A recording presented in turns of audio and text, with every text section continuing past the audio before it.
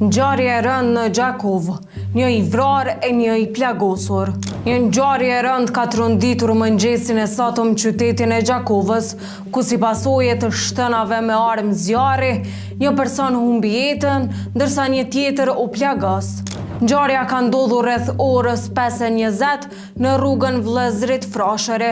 Viktima është identifikuar si Rasim Binakaj, i cili është gjetur pa shenja jete në vendin e ngjarjes, ndërsa Edi Mehmeti është plagosur në krahror dhe është dërguar në trajtim mjekësor, ku stafi konfirmoi se ndodhet jashtë rrezikut për jetë. Ndërsa Nejdet Zymberaj, pronari i lokalit My Place, dyshohet se i përfshirë në këtë incident.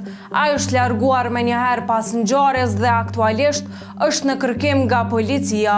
Në vendin e ngjarjes janë gjetur dhe sekuestruar 5 gëzhoja të armës së zjarrit, si dhe një thik.